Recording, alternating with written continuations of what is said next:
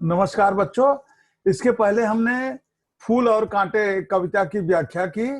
अब मैं इसके बाद उस कविता का सारांश आपको संक्षेप में बताऊंगा, जिसे आपको ध्यान से सुनना है।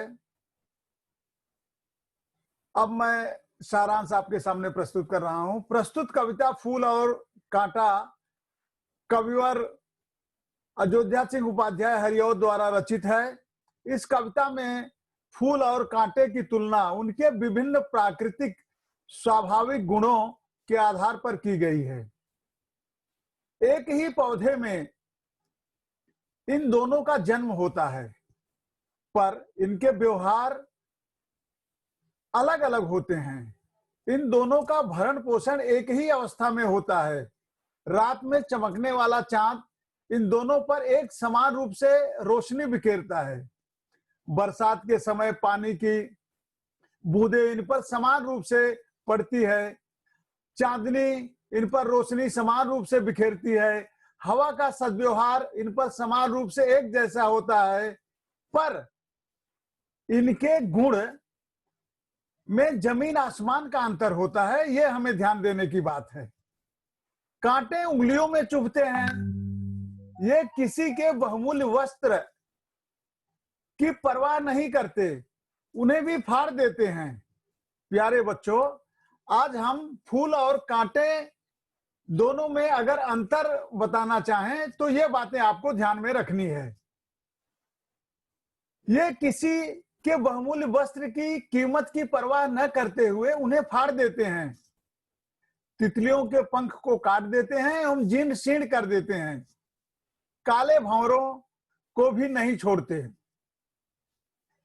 क्योंकि इनके गुणों में अंतर है। जहां पर फूल खुशबू और सुंदरता का प्रतीक है, वहीं पर कांटे समाज में विघटनकारी तत्वों के प्रतीक हैं। जीर्ण शीर्ण कर देने वाला कांटा समाज में किसी को भी अच्छा नहीं लगता। ये काले भंवरों को भी नहीं छोड़ते, जो पराग रस के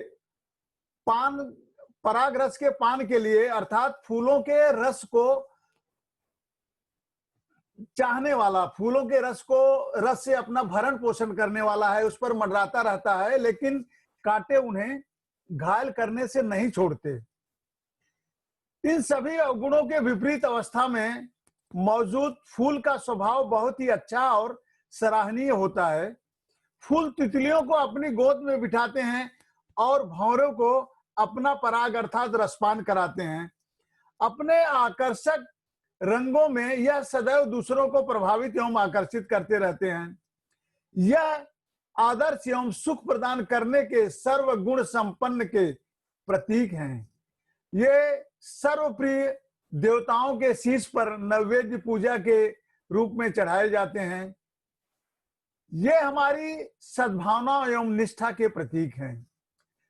कहने का तात्पर्य यह है कि भले ही मनुष्य अच्छे एवं ऊंचे कुल में जन्म ले, जैसा कि मैंने कविता की व्याख्या करते समय आपको बताया था कि ऊंचे कुल क्या जन्म या जे करणी ऊंच न होए। हमें अच्छे खानदान में जन्म लेने से कोई लाभ नहीं। हमारे संस्कार, हमारे कार्य ये अच्छे होने चाहिए, उनके बड़प्पन के भाव नहीं। तो अगर हमारे संस्कार अच्छे नहीं हैं, हम अच्छे कार्य नहीं करते हैं, तो हमें बड़प्पन का कोई अर्थ नहीं है, अच्छे खानदान में जन्म लेने का कोई अर्थ नहीं है। मनुष्य की महत्ता उसकी सच्ची पहचान उसके सद्गुणों और व्यवहार से होती है, न कि ऊंचे कुल में जन्म लेने से और घृणित कार्य करने से। आदर्श जीवन व्यतीत करने के लिए मनुष्य को फूल के स्वाभाविक गुणों को अपनाना श्रेयस्कर है, उचित है। इसके माध्यम से कभी हमें यह बताना चाहते हैं कि फूल के जो गुण हैं हमें वो अपनाने चाहिए, न कि कांटों के। अब मैं इसके बाद मैंने कुछ प्रश्न बनाए हैं, आपको उन प्रश्नों के उत्तर आपको देने हैं। कोई भी कविता व्याख्या होने के बाद आपके मन में तमाम प्रश्न रहते हैं। सबसे बड़ा प्रश्न ये रहता है कि कब इस कविता के द्वारा हमें क्या देना।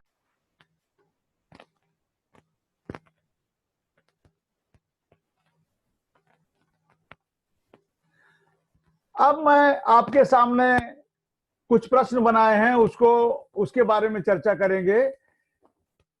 किसी में यदि बड़प्पन का अभाव हो तो जैसा कि फूल और मैंने कहा बच्चों का न हो तो गरिमा या महत्ता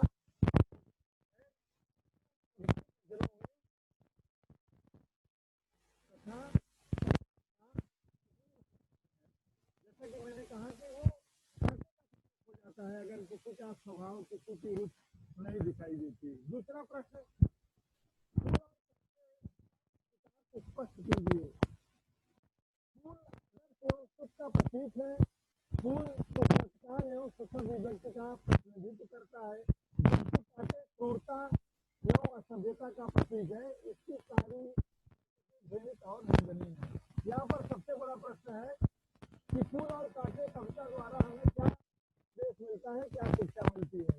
फूल और कांटे कविता द्वारा हमें यह संदेश मिलता है कि अपनी महत्ता और बड़प्पन का सदैव हमें ध्यान रखना चाहिए, उसी को होने को ध्यान में रखकर कार्यरत रहना चाहिए और दूसरों के काम आना चाहिए।